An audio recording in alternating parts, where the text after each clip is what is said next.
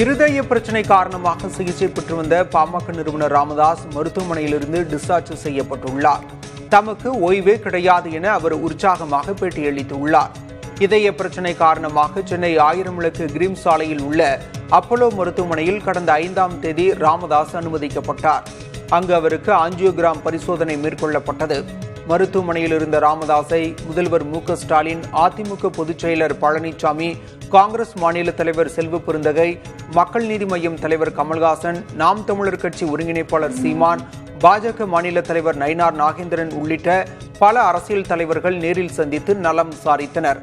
அவரது மகன் அன்புமணி ராமதாஸ் மருத்துவமனைக்கு சென்று மருத்துவர்களை சந்தித்து ராமதாஸின் உடல்நலம் குறித்து கேட்டறிந்தார்.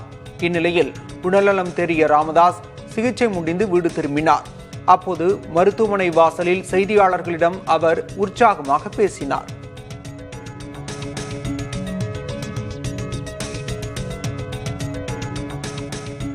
குறையேதும் இல்லைன்னு சொல்லிட்டாங்க. எல்லாம் நல்லா இருக்குது, குறையேதும் இல்லைன்னு சொல்லிட்டாங்க. ஓய்வே கிடையாது.